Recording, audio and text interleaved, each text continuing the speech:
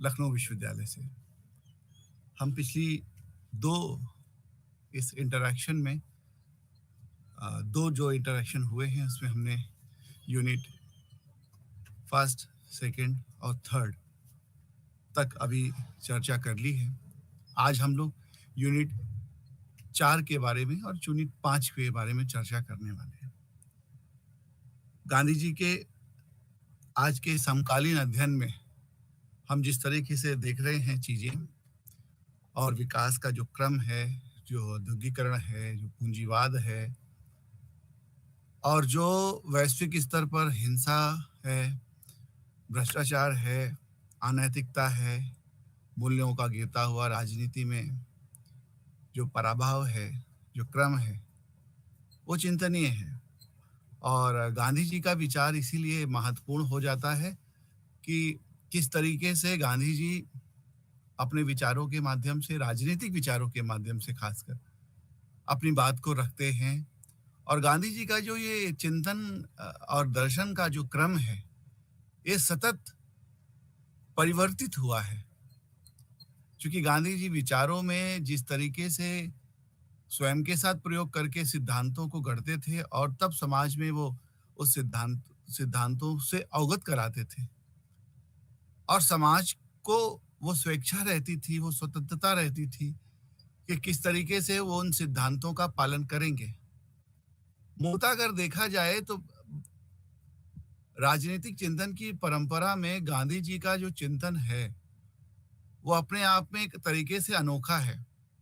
गांधी जी का पूर्व पक्ष और उत्तर पक्ष का जो राजनीतिक चिंतन है वो अलग अलग तरीके से देखा जाता है और गांधी जी का अनुभव राजनीति के क्षेत्र में जिस तरीके से बढ़ा, वैसे वैसे राजनीतिक विषयों को लेकर उनकी गूढ़ता, उनकी समझ, उनकी परिपक्वता और उनकी समावेशी दर्शन का हमें आभास और उनके उस दर्शन का हमें मूल में सैद्धांतिक पक्ष देखने को मिलता है। आज के इस लेक्चर की श्रृंखला में हम दो बहुत महत्वपूर्ण विषयों को लेने वाले हैं। पहला विषय स्वराज्य से लेकर है और स्वराज्य की को परिभाषा स्वराज्य की किस तरीके से की, स्वराज को कैसा सर्वसमावेशी स्वराज्य की परिकल्पना राजनीतिक चिंतन के रूप में गांधी जी ने किया है, वो भी बहुत महत्वपूर्ण है। दूसरा विषय स्वदेशी को लेकर है। हम सब जानते हैं इस देश के स्वतंत्रता के प्राप्ति के कालखंड में स्वदेशी एक ऐसा शब्द था जो बारंबार हर आंदोलनों में कहीं ना कहीं प्रयोग हो रहा था और स्वदेशी का शाब्दिक और आर्थिक और राजनीतिक महत्व इतना बड़ा था कि पश्चिमी सभ्यता और अंग्रेजी सरकार की को बहुत बड़ी चुनौती झेलनी पड़ी। तो दो आज ऐसे विषय हैं जो बहुत ही महत्वपूर्ण हैं और गांधी जी का जो राजनीतिक चिंतन है इन्हीं दो महत्वपूर्ण सिद्धांतों पर टिका है, ऐसा हम मान सकते हैं। एक तरीके से देखें तो स्वदेशी का जो मूल विचार है वो गांधी जी के स्वराज्य के मूल विचार का केंद्र बिंदु है। अब दोनों ही सिद्धांतों में हम कुछ चीजें सामान्य तौर पर हम कॉमन पाएंगे और कुछ चीजों में गांधी जी के सिद्धांतों में हम बदलाव देखेंगे। कॉमन क्या है? गांधी जी के मूल में व्यक्ति है, उस व्यक्ति के का आत्मचिंतन, उस व्यक्ति के आत्मा की स्वतंत्रता या यूं कहें कि व्यक्ति के आत्मा का बोध गांधी जी के चिंतन का मुख्य केंद्र है। दूसरा विषय है कि किस तरीके से हमारी आर्थिक व्यवस्थाएं आत्मनिर्भर हों, स्वावलंबी हों, जो कि चिंतन हमें ग्रामीण विकास या ग्राम स्वराज जिसका भी उल्लेख आगे आएगा, जिसको अभी हम देखने वाले हैं, उससे भी जुड़ा हुआ है। तो गांधी जी के मूल में व्यक्ति और गांव, यूं कहें कि व्यक्ति और समाज दोनों का समन्वय हमें देखने को मिलता है, चाहे वो स्वराज्य की बात हो चाहे वो स्वदेशी की बात हो। दोनों ही केंद्र बिंदु में व्यक्ति है व्यक्ति का उत्थान है, व्यक्ति की आत्मा का उत्थान है। व्यक्ति कैसे अपने पराभाव से वो मुक्त हो, इसका उन्होंने सतत चिंतन किया है। इसलिए जब स्वदेशी की विषय वस्तु को तय किया गया, जब स्वदेशी के शब्दार्थ को, उसके मायने को तय किया गया, तो उसमें भी व्यक्ति है और उसमें भी समाज है, ग्राम है, गांव की आत्मनिर्भरता। चूंकि गांधी जी उसको सैद्धांतिक पक्ष देखने योग्य है और उसका हमें यहाँ पर जिक्र भी करना चाहिए कि गांधी जी का मानना है कि व्यक्ति जब तक अपने इस प्रभाव से, उपनिवेश के प्रभाव से, नव उदारवाद या 19वीं शताब्दी में जो उदारवाद रहा है और उसके उपरांत उत्तर में नव उदारवाद का जो सिद्धांत आया है, जिसमें कि एक पूंजीवादी व्यवस्था पनपती है यूरोप में, उसके साथ साथ एक बाजार की व्यवस्था भी पैरेलल पनपती है और उस व्यवस्था के भीतर कहीं ना कहीं हिंसा है, कहीं ना कहीं प्रतियोगिता है, मनुष्य और मनुष्य के बीच में एक अजीब सी वैमनस्यता का भाव पनप रहा है, अनैतिकता का वास हो रहा है और समाज में मूल्यों का पतन हो रहा है, क्योंकि पूंजीवादी व्यवस्था के केंद्र बिंदु में सिर्फ और सिर्फ मुनाफा है और उस मुनाफे के लिए व्यक्ति के संबंधों को खराब कर रहा है। मशीनीकरण को मनुष्य ज्यादा महत्व दे रहा है और समाज में मशीनीकरण पूरी तरीके से अध्यारोपित हो रहा है, जिससे उसके जो उसके परिणाम है वो बिल्कुल विपरीत है। विपरीत परिणाम का अर्थ है कि मशीनों के आ जाने से, बड़ी मशीनों के आ जाने से कुटीर उद्योग धंधे, ग्रामीण अर्थव्यवस्थाएं, ये सारी व्यवस्थाएं जब अपनी पटरी से उतर जाती हैं तो एक बड़े पूंजीपति व्यवसाय का सृजन होता है और उस बड़े पूंजीपति व्यवसाय या बड़े पूंजी का जो कंसोलिडेशन है, जिसे हम कहते हैं कि जो संचयन है, वो कहीं ना कहीं समाज में वैमनस्यता का भाव पैदा करता है। कारण है कि आर्थिक रूप से भेद बहुत पैदा होता है समाज में, संसाधनों का वितरण असामान्य हो जाता है। जब संसाधनों का वितरण असामान्य हो जाएगा तो समाज में क्लिष्टता रहेगी, समाज क्लिष्ट हो जाएगा, समाज कट्टरपंथी हो जाएगा, समाज में एक अजीब सी प्रतियोगिता जन्म लेगी जो मनुष्य के बीच के संबंध को तोड़ देगी। गांधी जी मानते हैं, गांधी जी के पूरे चिंतन में उसी पूरी परंपरा को रोकने का प्रयास है। यूं कहें कि गांधी जी ने एक विकल्प दिया है अपनी विचारधारा के माध्यम से कि किस तरीके से इस बढ़ती हुई वैचारिक द्वंद्वता में हम अपने मूल्यों को, अपनी नैतिकता को कैसे बांधे रखें। इसके लिए व्यक्ति विशेष को गांधी जी ने बहुत ज्यादा महत्व दिया है। वो मानते हैं कि व्यक्ति का इस प्रभाव से मुक्त होना आवश्यक है, आत्मा का इस प्रभाव से मुक्त होना आवश्यक है, क्योंकि मनुष्य जब तक किसी दबाव में या किसी पराभाव में या राजनीतिक रूप से, सांस्कृतिक रूप से, सामाजिक रूप से अगर वो एक दूसरे के प्रभाव में रहेगा तो व्यक्ति स्वतंत्र चिंतन नहीं कर सकता। व्यक्ति स्वतंत्र चिंतन नहीं कर पाएगा तो व्यक्ति अपने उत्थान के विषय में, अपने समाज के उत्थान के विषय में, राष्ट्र के उत्थान के विषय में और अपने आत्म गौरव और स्वावलंबन और स्व के को प्राप्त करने के विषय से और मार्ग से बहुत दूर चला जाता है। इसलिए आवश्यक है कि मनुष्य अपने स्व को भी पहचाने। स्व का तात्पर्य मनुष्य की आत्मा से है। मनुष्य की आत्मा जितनी स्वच्छंद होगी, स्वतंत्र होगी, अबाध्य होगी, अविरल होगी, मनुष्य का जीवन और उससे निर्मित उसकी कम्युनिटी, जिसे गांधी जी कहते हैं समाज, और समाज से बना हुआ जो राज्य है वो अपने आप में स्वावलंबी और आत्मनिर्भर होगा और किसी भी संस्कृति और किसी भी प्रभाव में आने वाला नहीं होगा। गांधी जी इस बात को मानते हैं और हिंदू स्वराज में 4थे अध्याय में उन्होंने इस बात का जिक्र किया है कि भारत गुलाम क्यों हुआ। आज आखिर ऐसी क्या बात है कि भारत को गुलाम होना पड़ा। इतनी प्राचीन सभ्यता, हजारों वर्षों की अविरल संस्कृति और सभ्यता अचानक से इन लोगों के हाथों में, या यूं कहें कि बाजारवाद के इस चंगुल में या पूंजीवाद के इस चंगुल में कैसे फंस गई। वो उसका ध्येय अर्थ मानते हैं कि अर्थ, जब तक आर्थिक व्यवस्था कमजोर होगी, जब जब देश आर्थिक रूप से कमजोर हुआ है, दूसरे लोगों ने अपनी सत्ता के माध्यम से उस पर अपना अधिकार जमा लिया है। पूरे यूरोप ने ये प्रयास पूरे विश्व भर में किया और उभरती हुई व्यवस्थाओं को, उभरती हुई राजनीतिक व्यवस्थाओं को, सामाजिक व्यवस्थाओं को और वहां उपजी हुई जो संस्कृति है उसको पूरी तरीके से अपने प्रभाव से आच्छादित कर दिया। इसलिए समस्या इस बात की है कि हमें अगर इन प्रभावों से दूर होना है, इन औपनिवेशिक प्रभावों से दूर होना है, तो गांधी जी कहते हैं कि आत्मा का शोधन होना चाहिए। आत्मा का शोधन होगा तो व्यक्ति अपनी आवश्यकताओं को समझ सकता है, अपने सिद्धांतों को गढ़ सकता है, अपने मूल्यों को स्थापित कर सकता है। इसलिए आवश्यक है कि मनुष्य किस तरीके से आत्मशोधन के बल पर, आत्मचिंतन के बल पर, आत्मनिर्भरता के बल पर अपने स्व को प्राप्त करे। ये स्व बहुत महत्व का है। ये मनुष्य का स्वाभिमान है। ये मनुष्य के आत्मा का कोर है, केंद्र बिंदु है। और जब जब हम अपने स्व से दूर हुए हैं, तब तक हम एक तरीके से कह सकते हैं कि हम गुलाम हुए हैं। ये स्व ही हमारे स्वाभिमान, स्व ही हमारे राष्ट्र की राष्ट्रीयता का मूल है, केंद्र है।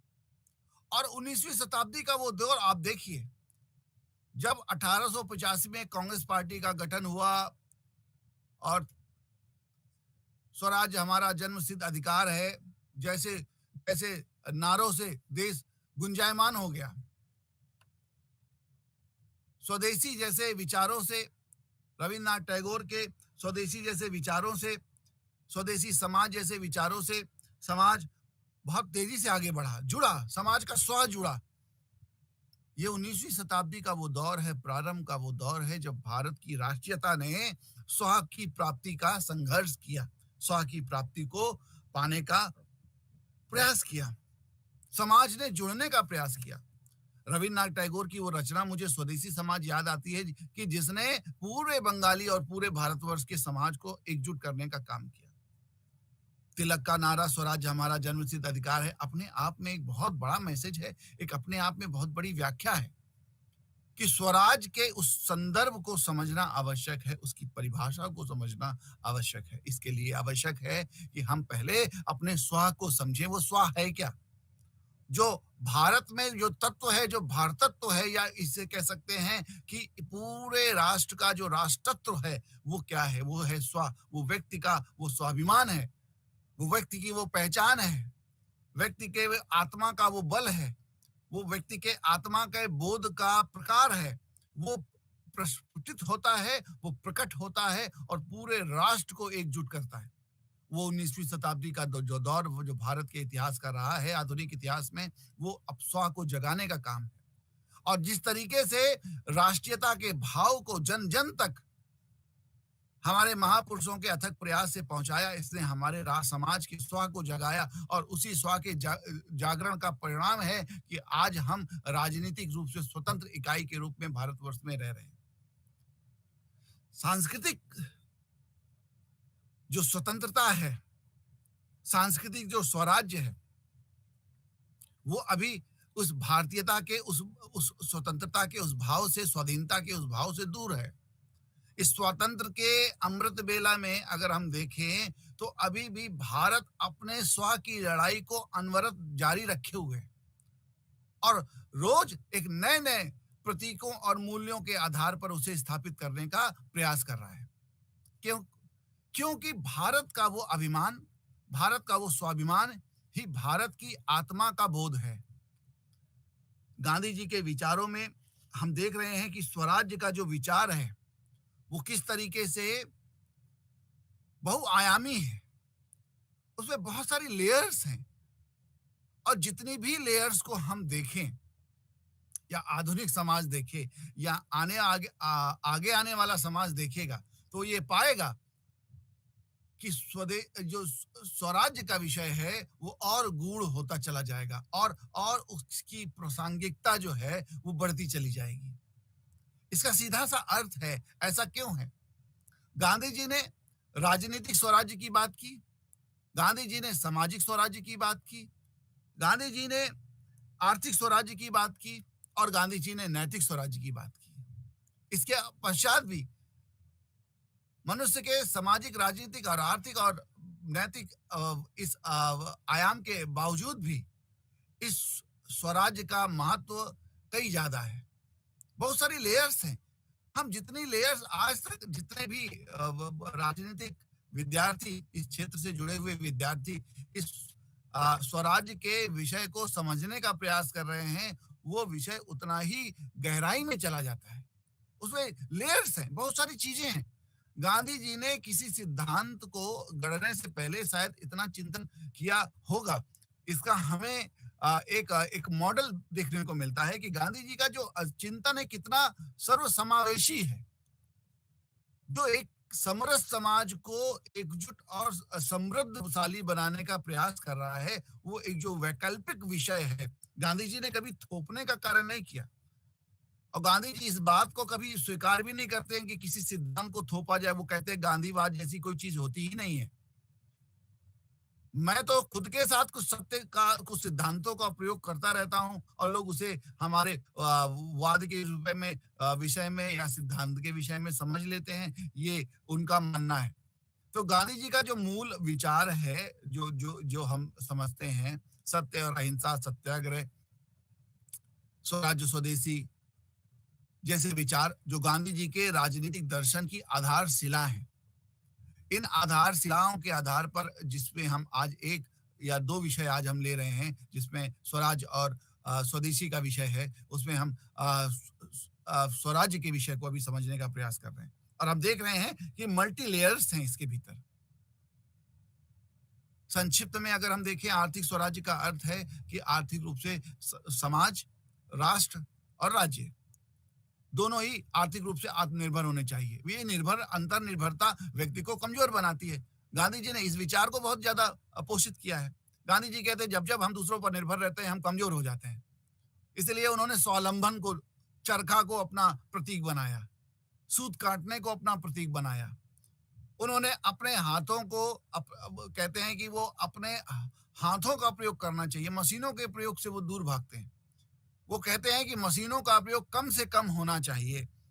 हर व्यक्ति जब अपने हाथों से कुछ निर्माण करता है तो उसकी आत्मीयता उसके साथ जुड़ती है, उसके उत्पाद के साथ, उसके उत्पाद के साथ उसका अपनापन जुड़ता है। और हाथों के प्रयोग से स्वावलंबन को प्राप्त किया जा सकता है और समाज हमारा पोषित हो सकता है। समाज में सर्वसमावेशी एक समाज स्थापित हो सकता है। एक रूप से समाज स्थापित हो सकता है जहां पर सारे भेद समाप्त हो जाते हैं। इन भेदों को समाप्त करने के लिए समाज में हर व्यक्ति को काम करना चाहिए। गांधी जी का बड़ा प्रसिद्ध एक नारा है, हर व्यक्ति को काम और हर पेट को अनाज या रोटी। इस सिद्धांत के आधार पर हर व्यक्ति को वो काम करने के लिए प्रेरित कर रहे हैं। आर्थिक रूप से आत्मनिर्भर भारत, आर्थिक रूप से स्वावलंबी भारत, आर्थिक रूप से सेल्फ सफिशिएंट जो भारत है, वो भारत किसी के सामने झुकने वाला नहीं है।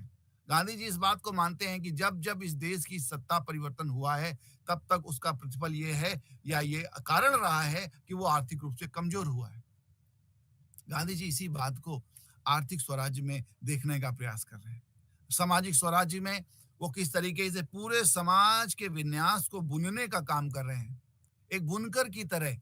जैसा बुनकर एक सूती कपड़े को अपने हाथ से बिनने का प्रयास करता है और एक एक बहुत सुंदर कलाकृति बनाता है, बहुत सारे धागों का प्रयोग करता है, बहुत सारे तकनीकी चीजों का प्रयोग करता है और एक बहुत सुंदर सा एक वस्त्र बनाता है। वैसे ही समाज में गांधी जी बुनकर की भांति समाज में एक स्वराज्य के माध्यम से समाज को बुनने का प्रयास कर रहे हैं।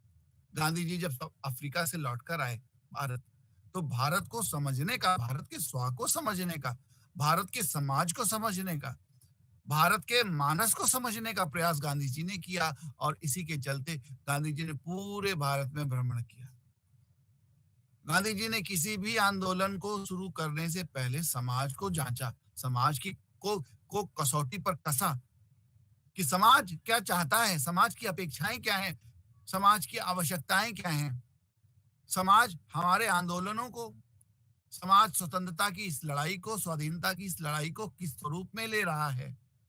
समाज आखिर वास्तविक रूप में क्या उस आंदोलन या उस जो जो जो जो प्रयास चल रहे हैं, उस प्रयास के साथ जुड़ रहा है कि नहीं जुड़ रहा है? जनमानस हमारा उसमें सहभागी हो रहा है कि नहीं हो रहा है? चाहे महिला हो, चाहे पुरुष हो, चाहे बच्चे हो, युवा हो, हर वर्ग, हर आयु वर्ग का व्यक्ति क्या उसमें सम्मिलित हो रहा है, क्या हो नहीं हो रहा है? हर जाति, समूह, धर्म, पंथ, संप्रदाय के लोग उस आंदोलन में समाहित हो रहे हैं कि नहीं हो रहे हैं? गांधी जी के मूल चिंतन में ये बातें हैं, वो सभी के सर्वसमासी समावेशी समाज का एक प्रतिदर्श पैदा करना चाहते हैं। एक ऐसा आदर्श समाज जिसमें हर व्यक्ति, जो भी व्यक्ति है, वो सभी व्यक्तियों की सहभागिता सुनिश्चित हो सके। वो एक ऐसा समाज बुनने का प्रयास कर रहे हैं। जब हम राजनीतिक स्वराज्य की बात करें संक्षिप्त में, अभी विस्तार में उसकी चर्चा हम आगे करेंगे, तो राजनीतिक स्वराज्य का अर्थ है कि इस पराधीनता के स्वभाव से दूर जाना। उसके लिए वो एक प्रयास कहते हैं, वो कहते हैं ये प्रयास है हमें उस सभ्यता को निग्लेक्ट करना या उस सभ्यता का प्रतिकार करना जिस सभ्यता, जिस दर्शन ने हमको परिवर्तित कर दिया है, जिन्होंने हमको गुलाम बना लिया है, और उनके चिंतन, उनके मनन, उनके दर्शन को हमको दूर उनसे जाना है और अपने राजनीतिक स्वावलंबन को प्राप्त करना है, जिसमें अपने लोगों का शासन हो, एक ऐसा लोकतांत्रिक व्यवस्था हो जहां पर सहभागिता हो, सभी समाज का सर्वसमावेशीकरण हो। और वो राजनीतिक इकाई तभी संभव हो सकती है जब सभी समाजों का समुच्चय आपस में जुड़कर उस लोकतांत्रिक मंदिर को पूजने का प्रयास करे या उस लोकतंत्र को पोषित करने का प्रयास करे। राजनीतिक रूप से समाज में परिपक्वता तब तक नहीं आएगी जब तक ग्रामोदय नहीं होगा। गांधी जी इस बात को बहुत नीचे तक ले जाते हैं, उसको डिसेंट्रलाइज कर रहे हैं। गांधी जी कह रहे हैं कि गांवों को मजबूत करना पड़ेगा। गांवों से मजबूत होकर ये हमारे बड़े बड़े जो राजनीतिक संस्थाएं हैं, इंस्टीट्यूशंस हैं, जिसे हम कहते हैं पॉलिटिकल इंस्टीट्यूशंस, ये तभी मजबूत हो जाएंगे जब हमारा गांव मजबूत होगा। और जब हमारा गांव मजबूत होगा, गांव का व्यक्ति मजबूत होगा, गांव में रहने वाले कुटीर उद्योग धंधे मजबूत होंगे,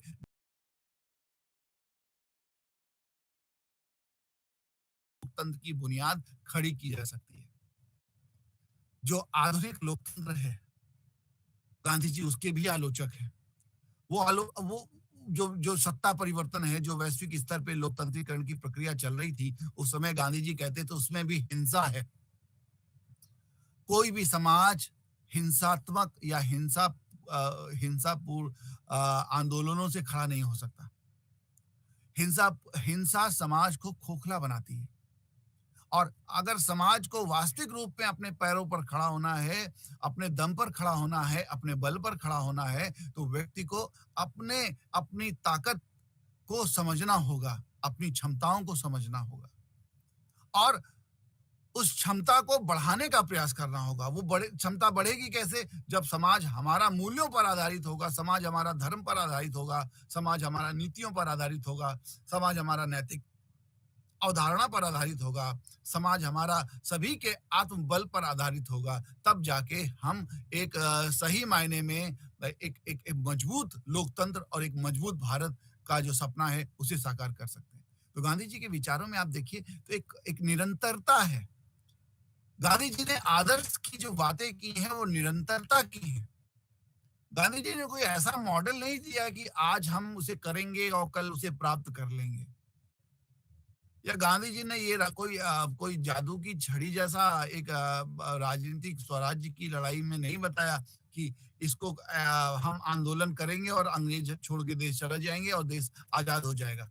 उनका मुख्य मकसद है, उनका मेन जो केंद्र बिंदु है कि ये एक आदर्श है और ये आदर्श अपनी निरंतरता को जब तक प्राप्त नहीं करेगा हम उस लक्ष्य को नहीं पहुंचेंगे, उस लक्ष्य तक नहीं पहुंचेंगे। इसके लिए हमें आवश्यकता है, और इसके लिए हमें आवश्यकता है कि हमारा जो निरंतरता का प्रयास है वो कभी रुकना नहीं चाहिए। अगर निरंतरता का वो प्रयास रुक जाता है तो हम निश्चित तौर पर अपने लक्ष्यों से दूर चले जाते हैं। आज भी वो प्रयास निरंतरता का चल रहा है। देश स्वावलंबी और आत्मनिर्भर बनने के क्रम में है। नित नए प्रयोगों के माध्यम से हम अपनी उस वैचारिकता या उस सिद्धांत या उस लक्ष्य के साथ किस तरीके से सामंजस्य बैठा रहे हैं, इसका हम निरंतर प्रयास करते रहते हैं और ऐसे ही ये देश मजबूत होता जाता है। कुछ चुनौतियों के साथ देश आगे बढ़ जाता है। तो गांधी जी का ये कहना है कि ये सिद्धांत निरंतरता से प्राप्त किए जा सकते हैं। नैतिक स्वराज्य की बात है कि मनुष्य मनुष्य और मानवता। देखिए, गांधी जी ने मानवता को बहुत ज्यादा महत्व दिया है। मनुष्यता के धर्म को गांधी जी सर्वोच्च मानते हैं और क्यों ना माने, गांधी जी जिस संप्रदाय, जिस पंथ, जिस धर्म या संस्कृति को मानने वाले हैं, वो संस्कृति ही मनुष्यता और मानवीयता पे जुड़ी हुई है। वो सर्वे भवन्तु सुखिनः, सर्वे सन्तु निरामया, सर्वे भद्राणि पश्यन्तु मा कश्चित् दुःख भाग् भवेत्, ऐसे मूल सिद्धांतों पर टिकी हुई है। तो गांधी जी का भी चिंतन मनुष्यता के, सर्व समाज के चिंतन का बहुत बड़ा पर्याय है। गांधी जी के चिंतन में मानवीयता का दर्शन होता है। गांधी जी के चिंतन में मनुष्यता के आदर्श मूल्यों का चिंतन होता है। वो केंद्र में आदर्श के मूल्य, वो एक ऐसे आदर्श को स्थापित कर रहे हैं जो मनुष्यता सभ्यता के साथ प्राप्त करने का निरंतर प्रयास कर रही है।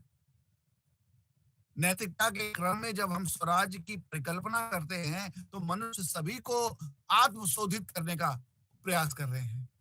इस स्वरूप में अगर देखें तो स्वराज्य के विस्तार को गांधी जी ने बहुत विस्तार पूर्वक चर्चा की है। एक बहुत बहुआयामी दृष्टिकोण देने का प्रयास किया है, जिसमें सर्वसमावेशीकरण हुआ है। हर चीज का एक सर्वसमावेशीकरण हुआ है और इस बात को वो मानते हैं कि कोई भी समाज, कोई भी वर्ग, कोई भी जो कम संख्या में है, कम भाषाई संख्या में है और जिनकी डेमोग्राफी कम है, या समाज का कोई भी अंग पीछे नहीं छूटना चाहिए, क्योंकि समाज को वो एक अंगिक संरचना मानते हैं।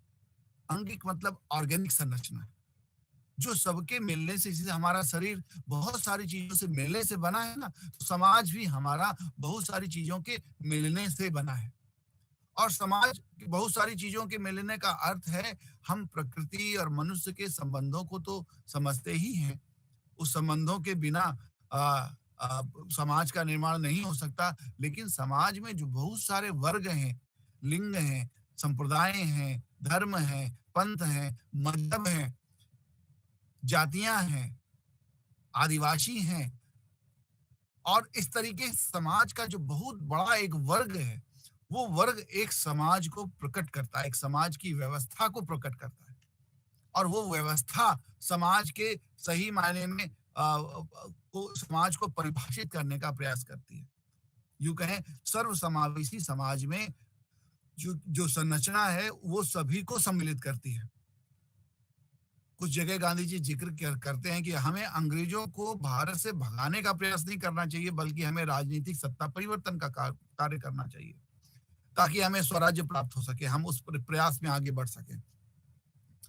स्वतंत्रता को वो स्वराज्य नहीं मानते, स्वाधीनता को वो स्वराज्य नहीं मानते। स्वराज्य उनके लिए बहुत बड़ा विषय है, जो कि बहुत सारे सामाजिक, आर्थिक, राजनीतिक और नैतिक दृष्टिकोण से वो परिभाषित हो रहा है। इसलिए गांधी जी का मानना है, गांधी जी इस बात को बहुत ज्यादा महत्व दे रहे हैं कि समाज का जो अंगिक संरचना है वही समाज को प्रकट करती है। जैसे हमारे शरीर में किसी एक अंग भंग होने से या किसी एक अंग के कम होने से हमारे शरीर में कहीं ना कहीं एक शून्यता का भाव आता है, वैसे ही समाज में अगर कोई एक वर्ग हमसे रिक्त हो जाता है, दूर चला जाता है, तो वो समाज को शून्यता की तरफ ले जाता है। समाज गांधी जी उसके खिलाफ है। गांधी जी एक ऐसा समाज चाहते हैं जिसमें सभी लोग समावित हो सकें, सभी लोग सम्मिलित हो सकें, सबकी अंतर आत्मा जुड़ सके आपस में, इस भारतीयता और इस राष्ट्रीयता के साथ, इस सांस्कृतिक राष्ट्रीयता के भाव के साथ सभी लोग आपस में जुड़ सके, इन जातियों का भेद खत्म हो सके, धर्म का भेद खत्म हो सके, अमीर और गरीब का भेद खत्म हो सके। पूंजीवाद और बुर्जुआ, जैसा मार्क्सवादी कहते हैं ना, वर्गों का संघर्ष है, तो गांधी जी कहते हैं कोई वर्गों का संघर्ष नहीं है। अगर हम सही मायने में इनको, जो पूंजीवादी लोग हैं, ये जिनके पास पूंजी का संचयन हो चुका है या अतिरिक्त पूंजी का संचयन हो गया है, अगर वो अपने समाज के प्रति अकाउंटेबल हैं, सरपरस्त शब्द का प्रयोग गांधी जी करते हैं। अगर सब पूंजीवादी लोग सरपरस्त हो जाएं, समाज के प्रति अकाउंटेबल हो जाएं, वो उस अकाउंटेबिलिटी को समझ रहे हैं, तो फिर वो अतिरिक्त पूंजी को समाज के लिए खर्च करने वाले हैं। तो समाज और उनके बीच में कोई भेद नहीं रह जाएगा। इसलिए समाज में एक न्यासी परंपरा को उन्होंने जन्म दिया, एक ट्रस्टीशिप के विचार को उन्होंने जन्म दिया कि इस तरीके से आज हम देख रहे हैं जो सोशल सेक्टर्स में जो कंपनीज इन्वेस्टमेंट कर रही हैं, जो बहुत सारा निवेश कर रही हैं विकास के लिए, लोगों के जीवन में सुधार के लिए, वो सारा का सारा जो सिद्धांत है वो गांधी जी के न्यासी परंपरा से निखर कर आया है। और उसमें कहीं ना कहीं इस न्यासी परंपरा या गांधीयन विचार या गांधीयन जो गांधीवाद है या गांधी के जो सिद्धांत है, उसका हमें प्रभाव देखने को मिलता है।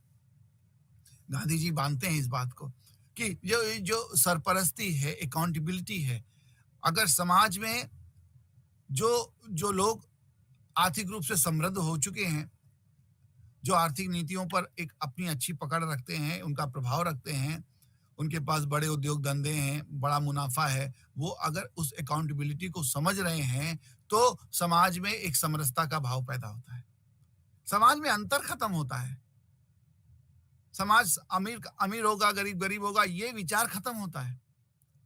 समाज में हम सब जो रहते हैं वो परस्पर एक दूसरे पर निर्भर हैं, और हम उस निर्भरता से ही समाज को पुष्ट करते हैं, मजबूत करते हैं, बलवती करते हैं। अगर समाज में किसी एक व्यक्ति को किसी दूसरे व्यक्ति की आवश्यकता नहीं होगी, तो समाज को परिभाषित नहीं किया जा सकता, वो समाज नहीं हो सकता।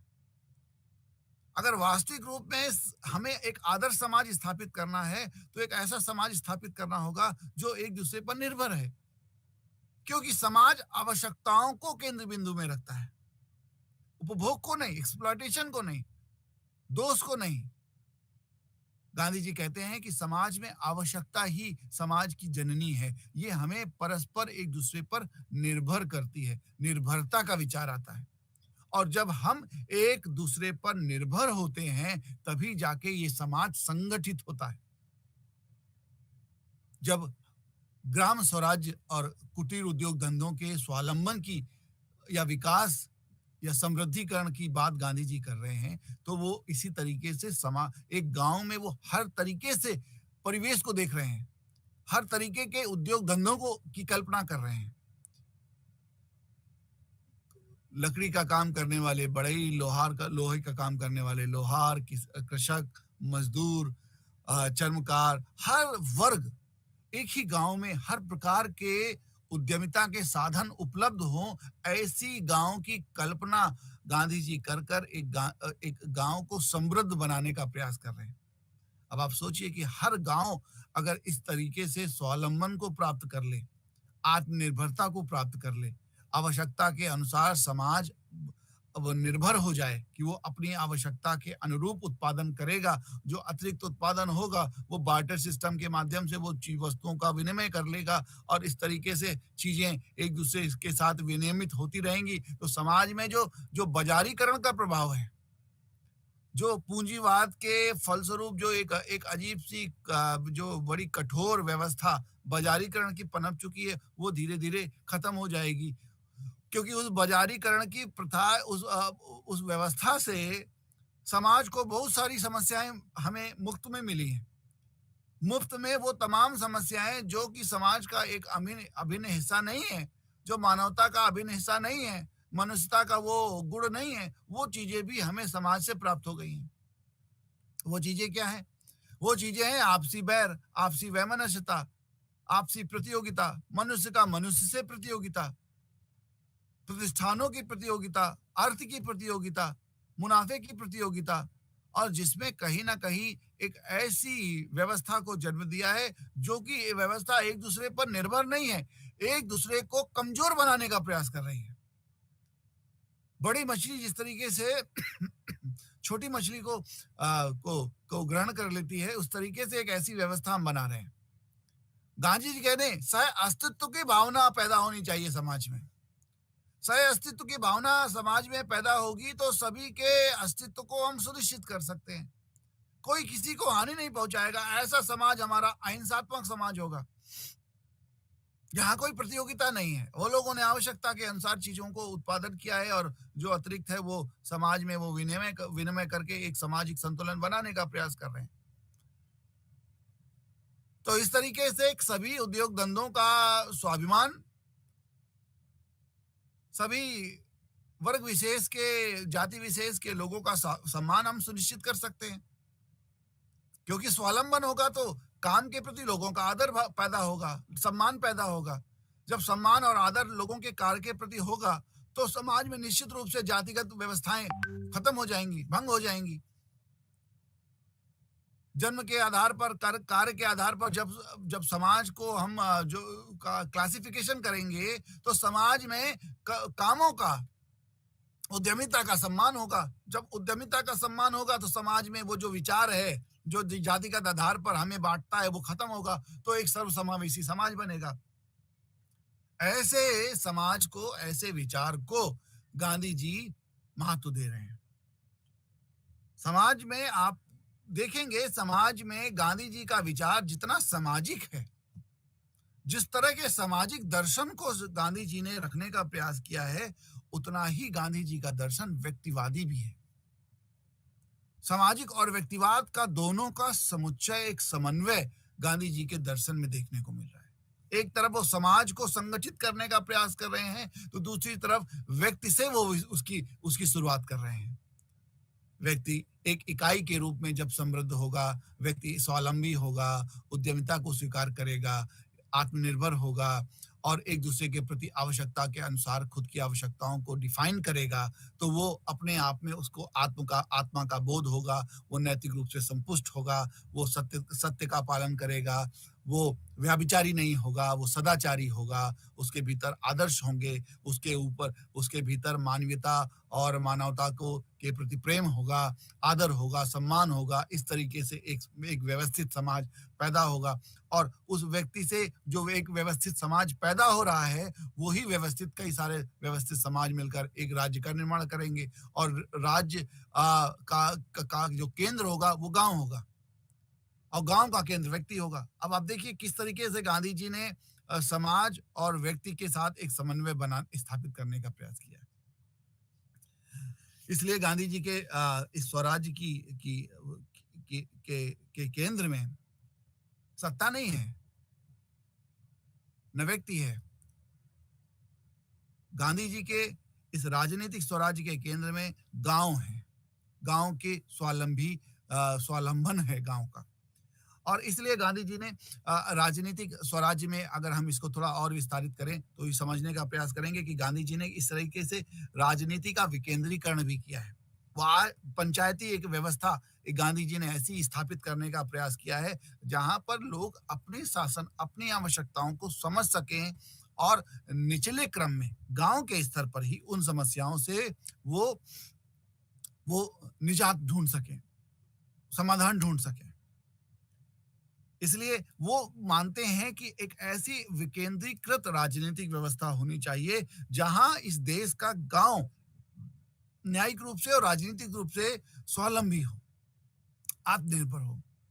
आज की जो पंचायती व्यवस्था है वो एक डिलीवरी का काम करती है, वो डिलीवरेंस का काम करती है। वो पंचायती व्यवस्था गांधी जी के पंचायती व्यवस्था से बिल्कुल अलग है। गांधी जी के पंचायती व्यवस्था में एक निर्भरता है, एक तरीके से कह सकते हैं उनके पास शक्ति है, निर्णय लेने की शक्ति है, उनके पास राजनीतिक अधिकार हैं। आधुनिक पंचायती व्यवस्था में वो अधिकारों के उस क्रम को खत्म कर दिया गया है और वो एक कहीं ना कहीं योजनाओं के पुनर्वितरण का एक साधन बन गई हैं वो व्यवस्थाएं, राजनीतिक विकेंद्रीकरण के नाम पर। गांधी जी ऐसी विकेंद्रीकरण की प्रक्रिया नहीं चाहते थे। गांधी जी चाहते थे कि लोग ऐसी व्यवस्था को स्थापित करें जो सहभागी हो, गांव के स्तर पर आत्मनिर्भर हो। गांधी जी का जब लोकतंत्र के विषय में चर्चा आती है तो लोकतंत्र को भी गांधी जी एक बहुत सजग रूप से एक सजग प्रहरी की तरह लोकतंत्र के रक्षक हैं। गांधी जी मानते हैं कि लोकतंत्र ही है जो हमें हिंसा और मानवता की तरफ ले जाने का प्रयास करती है।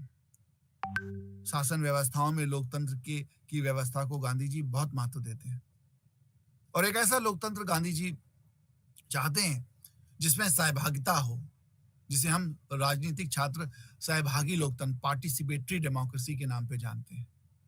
लोगों का उसमें का इन्वॉल्वमेंट हो। ऐसी कोई राजनीतिक व्यवस्था वो नहीं चाहते जो कि व्यक्ति समाज विशेष से दूर रहकर काम करे।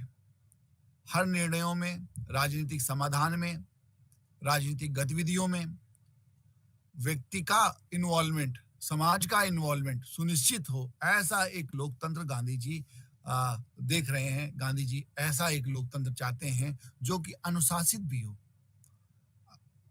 लोकतंत्र को गांधी जी ने महत्व दिया है, इसलिए दिया है, इसका भी यहाँ पर चर्चा कर लेना आवश्यक है क्योंकि लोकतंत्र में अनुशासन है। गांधी जी स्वतंत्रता को पसंद करते हैं, स्वच्छंदता को गांधी जी ने कभी महत्व नहीं दिया। वो कहते हैं कि व्यक्ति के जिम्मेदारियों को समझना चाहिए, व्यक्ति को अकाउंटेबल होना चाहिए, व्यक्ति को रिस्पॉन्सिबल होना चाहिए अपनी संस्थाओं के प्रति, राज्य के प्रति, समाज के प्रति, अपनी उद्यमिता के प्रति, अपने आत्मा के प्रति। और जब तक व्यक्ति अपने स्वयं के प्रति आत्मनिरीक्षण करके स्वावलंबी नहीं होगा, तब तक समाज सही मायने में मूल्य पर स्थापित नहीं हो सकता। ये एक मानवीय गुण है। जब तक व्यक्ति अपने मूल को नहीं पहचानेगा, अपने केंद्र बिंदु को नहीं जानेगा, मानव नहीं रहेगा, ये मानवीयता के गुण से बहुत दूर चला जाएगा। ये एक तरीके से मानवतावादी दृष्टिकोण है। मनुष्य को मनुष्य समझना, मनुष्य को मूल में रखना। अनुशासन क्योंकि हिंसा को विलुप्त करती है। अनुशासन, कोई भी राजनीतिक व्यवस्था है जहां पर अनुशासन की हीनता है, वहां पर हिंसा व्याप्त मिलेगी। गांधी जी कहते हैं कि लोकतंत्र में हम अनुशासन को स्थापित करते हैं क्योंकि नागरिक संबंध होते हैं और नागरिक जो होते हैं, जो समाज में एक संवैधानिक परंपरा से जुड़े होते हैं लोग, वो एक अनुशासन का पालन करते हैं।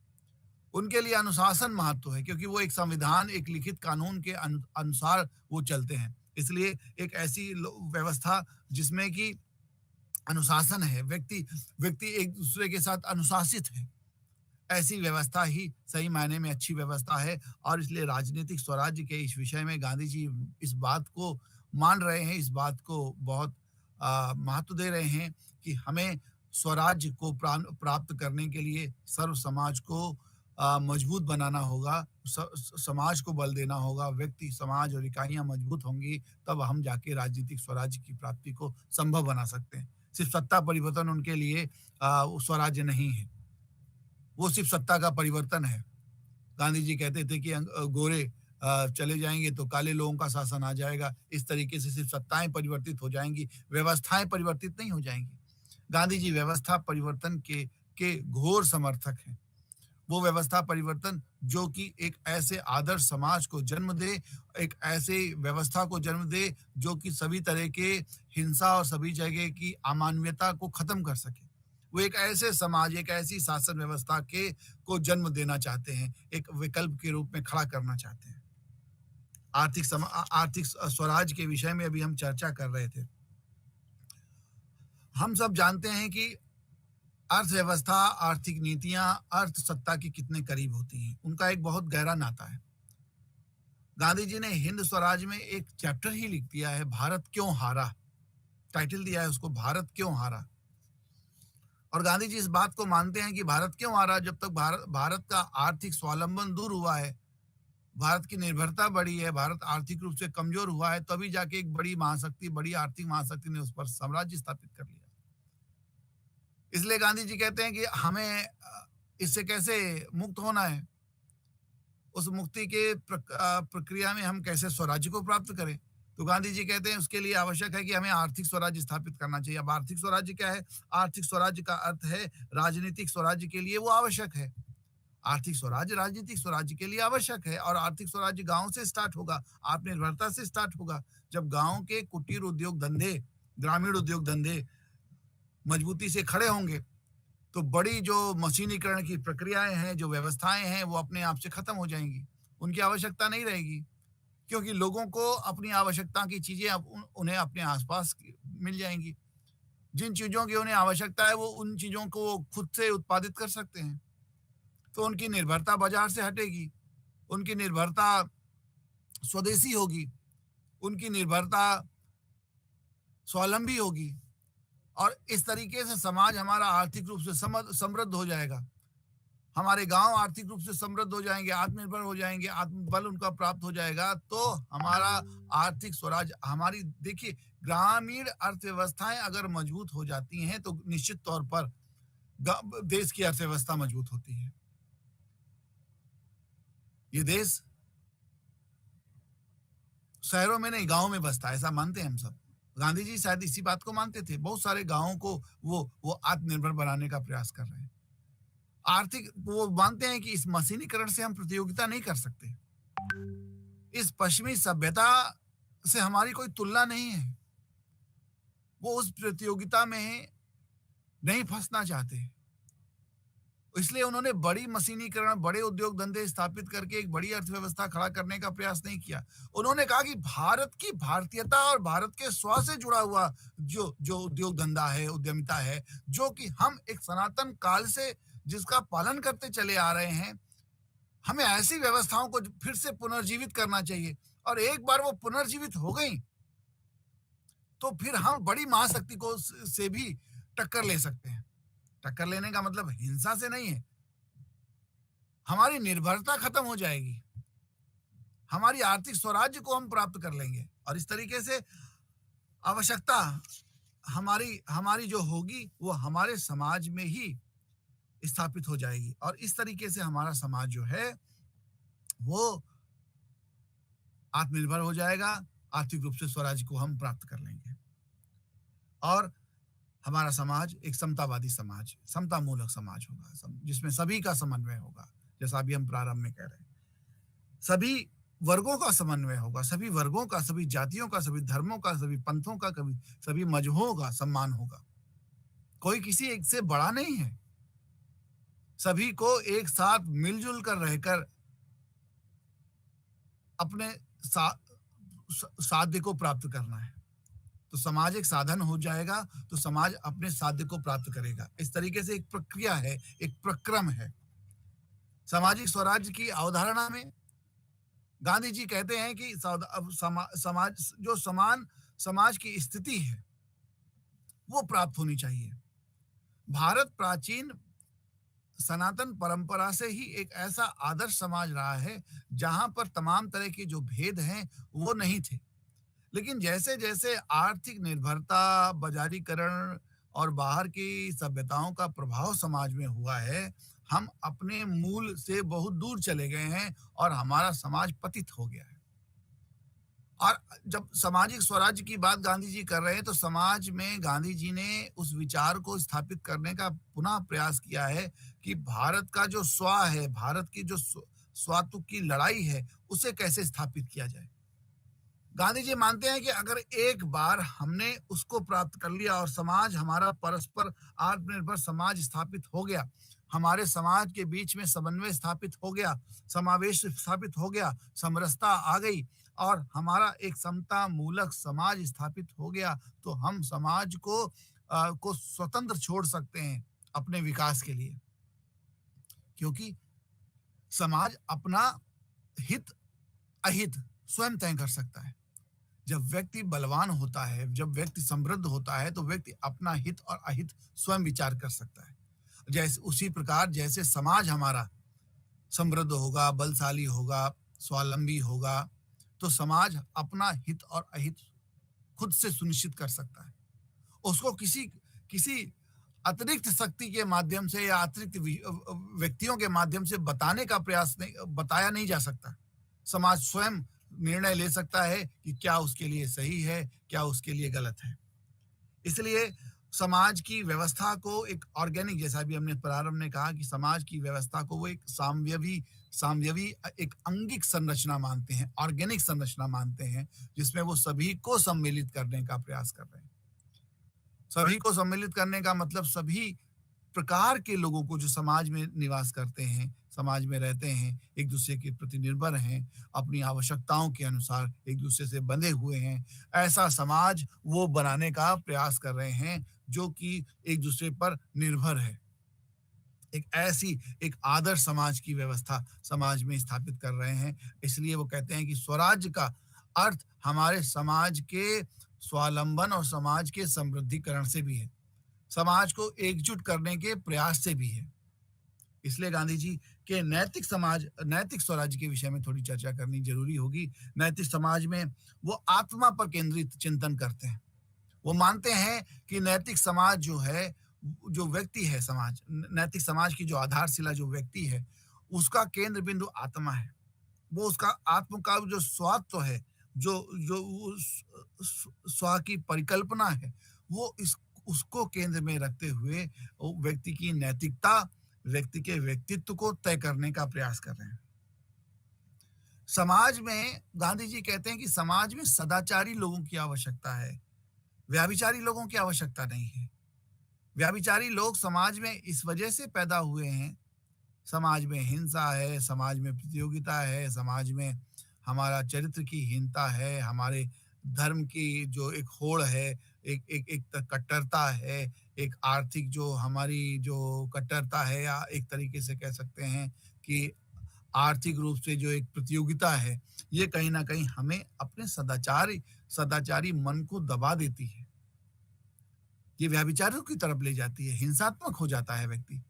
हमारा खान-पान, रहन-सहन, वाद-संवाद सब कुछ उस हिंसामय हो जाता है, और उस हिंसा में उस व्यक्तित्व से समाज का पतन होता है। कारण है कि व्यक्ति में जब अवगुण व्याप्त हो जाएगा, व्यक्ति के आत्मा में जब अवगुण व्याप्त हो जाएगा, तो समाज को भी वो कहीं न कहीं कमज़ोर बनाने का प्रयास करेगा, समाज को भी कमज़ोर बनाने का प्रयास करेगा, क्योंकि व्यक्ति स्वयं से संघर्ष कर रहा होगा, वो समाज से संघर्ष कर रहा होगा, और ऐसा समाज तमाम अन्य तरह के समाजों से संघर्ष कर रहे होंगे, और समाज में जहाँ शांति और अहिंसा होना चाहिए, समाज का उत्थान होना चाहिए, वहाँ से समाज विमुख होकर एक ऐसा अंधकारमय समाज बनेगा जो कि सिर्फ और सिर्फ एक तरह की अनवरत हिंसा के उस क्रम का भाग बन जाएगा, और वो अनवरत जो हिंसा का क्रम है